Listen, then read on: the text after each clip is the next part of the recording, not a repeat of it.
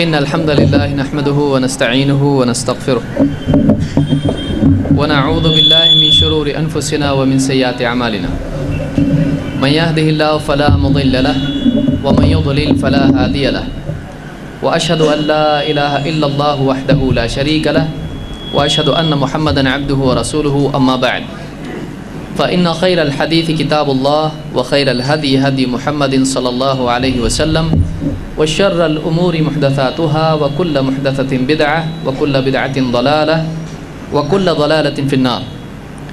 قال الله تبارك وتعالى إياك نعبد وإياك نستعين. وقال جل وعلا يا أيها الناس أنتم الفقراء إلى الله والله هو الغني الحميد. میرے دینی بھائیوں اور قابل احترام ماں اور بہنوں، اللہ رب العالمین نے انسان کو محتاج پیدا کیا ہے۔ انسان اپنے دنیاوی معاملات میں اور دینی معاملات میں اللہ رب العالمین کا محتاج ہے۔ اللہ تعالیٰ نے انسان کو وسائل دیے، اس کو مینس دیے، اس کو ذریعے دیے تاکہ ان وسائل کے ذریعے سے وہ دنیا میں جیے اور اپنی ضرورتوں کو پورا کرے۔ اس کو راہ پانے کے لیے آنکھ کی ضرورت ہے، اللہ تعالیٰ نے آنکھ دی۔ اس کو راہ پر چلنے کے لیے قدموں کی ضرورت ہے، اللہ تعالیٰ نے اس کو قدم دیے۔ اپنی ضرورت کی چیزوں کو لینے اور دینے کے لیے ہاتھوں کی ضرورت ہے، اللہ تعالیٰ نے اس کو ہاتھ دیے۔ زندگی کے فیصلے کرنے کے لیے اس کو دنیا میں دل کی عقل کی ضرورت ہے، اللہ تعالیٰ نے اس کو عقل عطا فرمائی۔ اپنی ضرورتوں کے پورا کرنے کے اعتبار سے، طلب اور عطا کے اعتبار سے، رہبری لینے اور دینے کے اعتبار سے اس کو زبان کی ضرورت ہے۔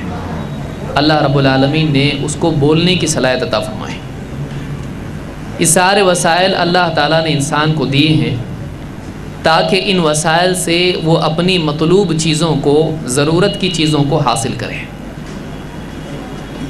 لیکن دنیا میں انسان کا مسئلہ یہ ہے کہ اللہ تعالیٰ نے کسی کو غریب بنایا، کسی کو امیر، کسی کو صحت مند بنایا، کسی کو محتاج، کسی کو ایسے علاقے میں ڈال دیا جہاں پر وسائل بہت زیادہ ہیں، اور کسی کو اللہ تعالیٰ نے امتحان کی مصلحت سے ایسے علاقے میں ڈالا جہاں پر وسائل کم ہیں، جہاں پر اس کے لیے مشقت ہی خود ایک مجاہدہ اور آزمائش ہے۔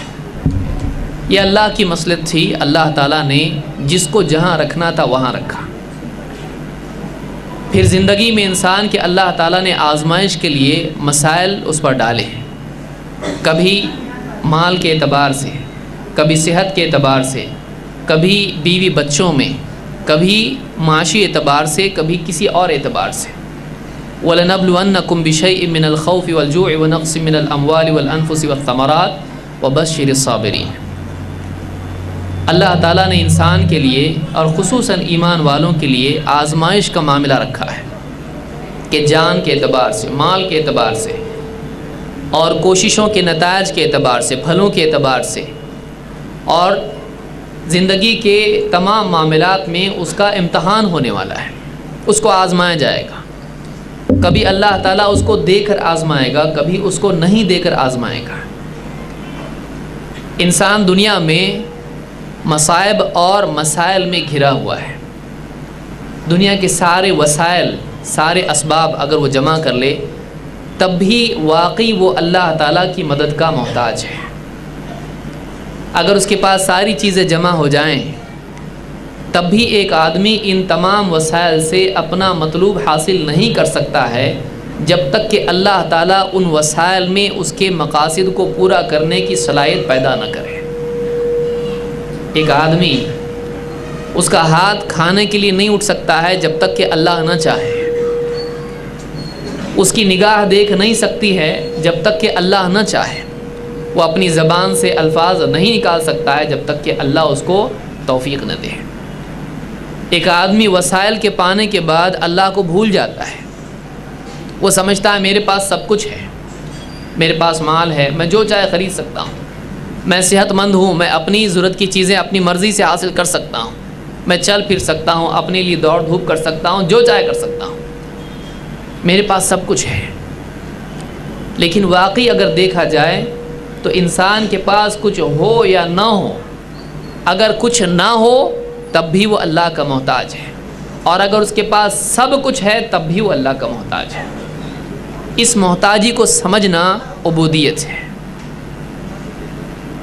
اس محتاجی کو ریئلائز کرنا، اس کو سمجھنا، واقعی اس کا احساس اپنے اندر پیدا کرنا کہ میں چاہے میرے پاس سب کچھ ہو یا میرے پاس کچھ نہ ہو، میں اللہ کا محتاج ہوں۔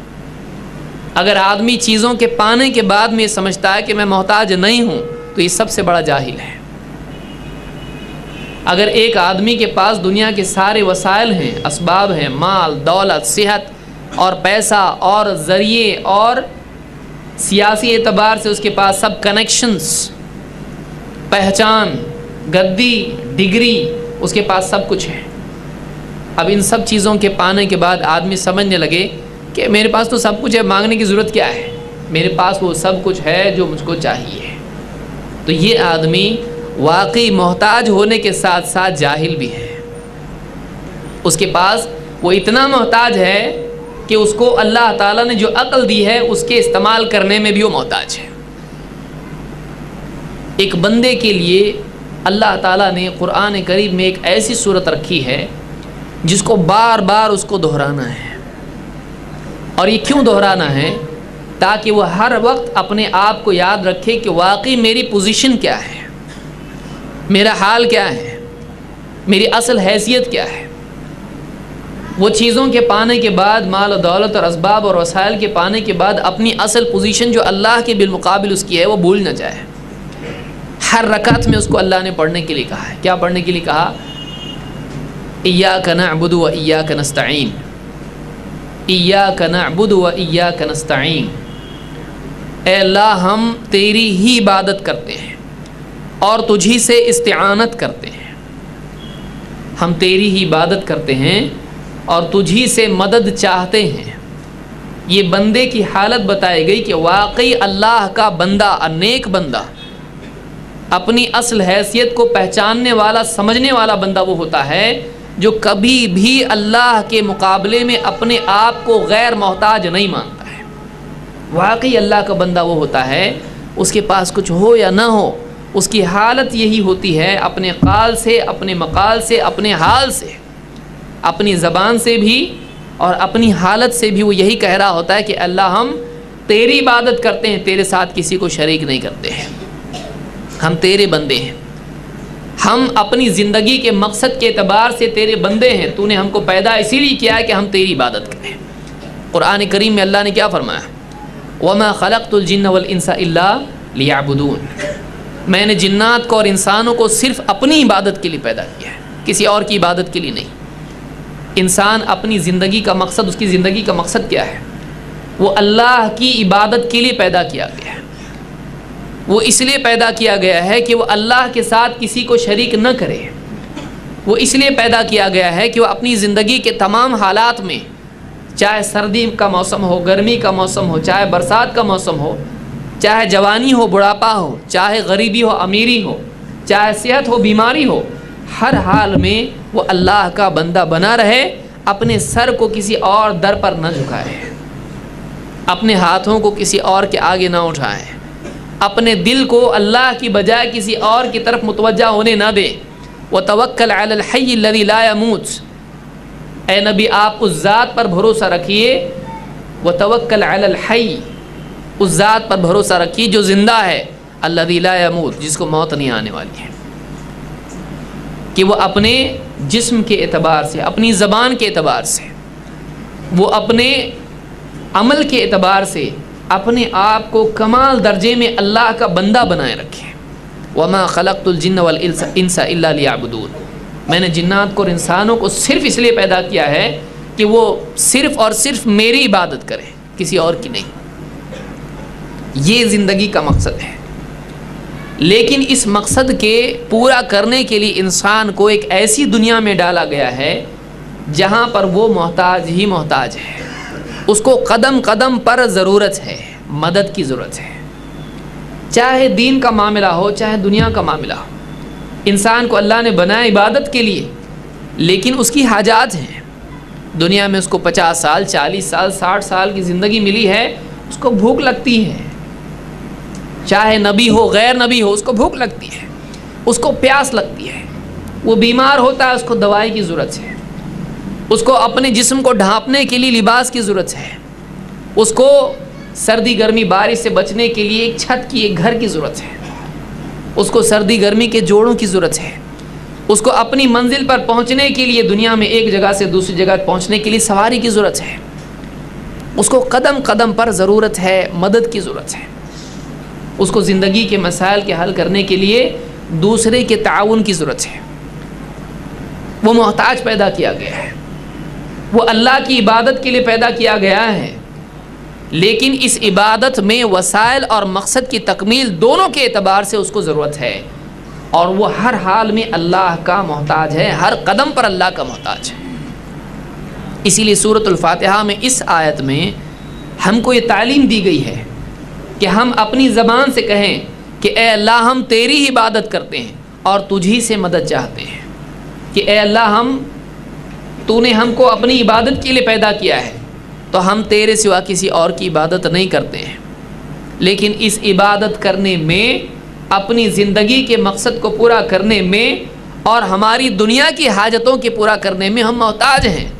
ہماری ساری ایکٹیویٹیز ہمارے لیے وہ چیز نہیں دے سکتے ہیں جو واقعی ہم کو چاہیے۔ ہم کچھ بھی کریں، ہمارے اسباب، ہماری کوششیں، ان کے نتائج تیرے ہاتھ میں ہیں۔ کسان بو دے زمین میں، اگر بارش نہیں تو نہیں اگ سکتا ہے۔ بیوی اور شوہر تعلق قائم کریں، اللہ چاہے تو ہی اولاد ملتی ہے۔ دوائی انسان اگر استعمال کرے، اگر اللہ چاہے تو شفا ملتی ہے۔ ابراہیم علیہ السلام نے کیا کہا تھا؟ وَإِذَا مَرِضْتُ فَهُوَ يَشْفِينِ، وَإِذَا مَرِضْتُ فَهُوَ يَشْفِينِ، کہ جب میں بیمار ہو جاتا ہوں تو اللہ ہے جو مجھ کو شفا دیتا ہے۔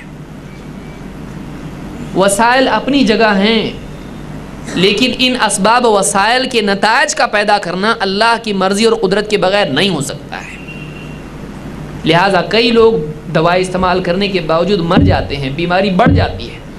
کئی لوگ نکاح کرنے کے بعد تعلق کے باوجود بیوی کو اولاد نہیں ہوتی ہے۔ کئی لوگ کئی انٹرویو دیتے ہیں، اس کے باوجود بھی ان کو جاب نہیں ملتا ہے۔ کئی لوگ ایک کے بعد دوسری، دوسری کی بعد تیسری تجارت کرتے ہیں، ان کی تجارت میں نفع نہیں ہوتا ہے۔ کئی لوگ کتنا کچھ نہیں کرتے ہیں، کتنے لوگوں کو دین کی دعوت دیتے ہیں، ان کو ہدایت نہیں ملتی ہے۔ کیوں؟ اس لیے کہ ان کے ہاتھ میں نہیں ہے، نبی کے بھی ہاتھ میں نہیں ہے۔ اپنے چچا کو دعوت دینے والے نبی، سارے نبیوں کے سردار محمد رسول اللہ صلی اللہ علیہ وسلم اپنے چچا کو دعوت دے رہے ہیں۔ ساری محبت اپنی جگہ، ساری تڑپ اور طلب اپنی جگہ، ساری نبوت اپنی جگہ، بڑے بڑے معجزات ہیں، لیکن چچا کے دل کو بدل سکتے ہیں؟ نہیں۔ انک لا تہدی من احببت ولکن اللہ یہدی من یشاء وہو اعلم بالمہتدین۔ اے نبی، آپ جس کو چاہو اس کو ہدایت دو، ایسا نہیں ہو سکتا ہے۔ اللہ جس کو چاہے اس کو ہدایت دیتا ہے، وہ خوب جانتا ہے ہدایت کے حقدار کون لوگ ہیں۔ ساری کوششیں فیل ہو جاتی ہیں، انسان کی ساری کوششیں فیل ہو جاتی ہیں اگر اللہ کی طرف سے اس میں مقاصد کی تکمیل کی توفیق نہ ہو۔ اللہ نہیں چاہے نہیں ہوتا ہے، اللہ چاہے تو ہی نتائج پیدا ہوتے ہیں۔ بیج اگر پودا بنے گا تو اللہ کے چاہنے سے، اگر ماں کے پیٹ میں رحم میں اولاد بنے گی تو اللہ کے چاہنے سے۔ یہ بات جس کو سمجھ گئی، اس کے پاس دنیا کا سب کچھ بھی ہو تو یہ سمجھے گا کہ نہیں، اللہ کو نہیں چھوڑنا ہے، یہ سب کچھ کام کا نہیں ہے، یہ دھوکہ ہے، اس کی اپنی اہمیت ہے۔ ڈاکٹر انجیکشن دے رہا، دوائی اندر جا رہی ہے، لیکن شفا اندر آ رہی ہے، کوئی گارنٹی نہیں ہے۔ پھر بھاگنا پڑے گا دواخانے لے کے، ریاکشن ہو گیا اس کو۔ کیسا کہ ریاکشن ہوگا؟ کون دوائی دیا اس کو؟ کوئی انجینئر دوائی دیا ہے، ڈاکٹر۔ وہ ڈاکٹر بھی کیا ہے؟ ایم ڈی ہے وہ، لیکن اس کا حال کیا ہو گیا؟ بگڑ گیا۔ کیوں بگڑ گیا؟ انجیکشن دیا اس نے، کیا زہر دیا اس کو لے مر؟ نہیں، اس نے دوائی دی اس کو۔ اس نے اپنی پوری صلاحیت کے بعد فیصلہ لیا اور اس کے بعد اس کو دوائی دی، لیکن اس کو ریئیکشن ہوا. کیوں؟ اللہ چاہتا ہے وہ ہوتا ہے. اور کسی کو ڈاکٹر کیا بولتا ہے؟ نہیں بچتا ہی ابھی، لے جاؤ اس کو گھر کو. اور بعض اوقات کیا ہوتا ہے کہ ڈاکٹر کے مرنے کے بعد کئی سال تک وہ جیتا ہے. بولتا فلاں ڈاکٹر بولا تھا اس کو لے جاؤ، وہ گیا، میں ابھی تک بیٹھا ہوں یہاں پہ، اس کے جنازے میں میں شریک ہوا تھا، اس کی جنازے کی نماز میں میں تھا. کیوں؟ انسان کے ججمنٹس فیل ہو جاتے ہیں.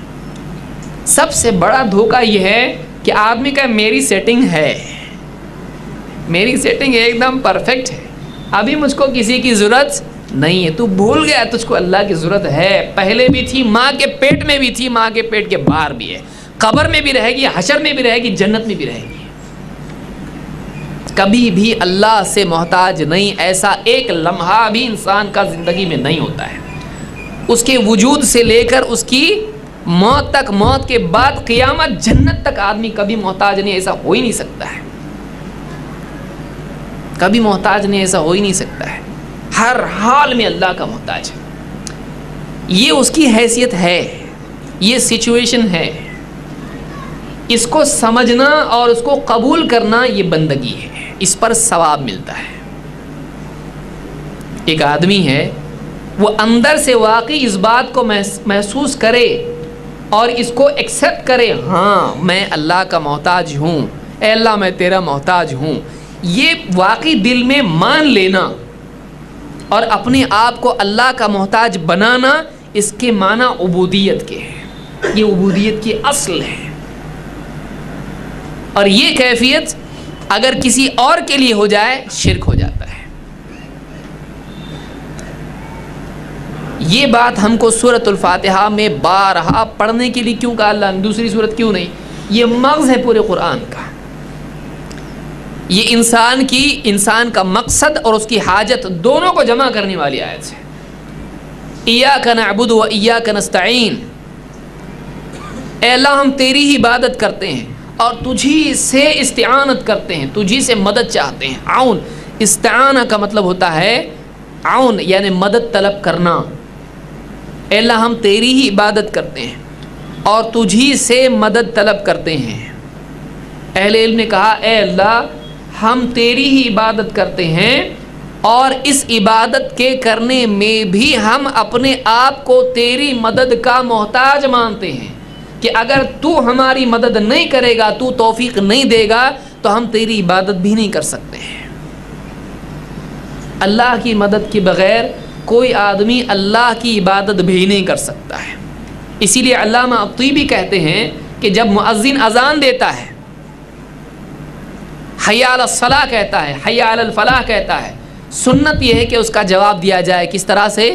لا حول ولا قوت الا باللہ، کہ کوئی زور نہیں، کوئی قوت نہیں اللہ کے سوا. کیوں یہ کہتا ہے؟ کہ اللہ کی طرف سے پکار ندا لگ رہی ہے اور اب مجھ کو جانا ہے، لیکن یہ جانے کے لیے بھی اللہ کی مدد اگر نہیں ملے گی تو نہیں جا سکتا میں. اتنا محتاج ماننا اپنے آپ کو کہ ایک آدمی سب کچھ کر کے بھی یہ سمجھے کہ نہیں، اللہ جب تک کہ نہیں چاہے گا نہیں ہوگا. جب تک کہ یہ کیفیت دل کی نہیں ہے تب تک کہ اس کے ایمان میں نقص باقی ہے. کیوں اللہ بتا رہا ہے؟ آپ بتائیے، نبیوں سے اللہ کہہ رہا ہے اور اللہ کے نبی صلی اللہ علیہ وسلم ہر نماز میں مانگ رہے ہیں، ہر نماز میں کہہ رہے ہیں ایاک نعبد و ایاک نستعین، کہ نبی بھی اللہ کا محتاج ہے. اے اللہ ہم تیری عبادت کرتے ہیں اور تجھی سے مدد چاہتے ہیں، تیرے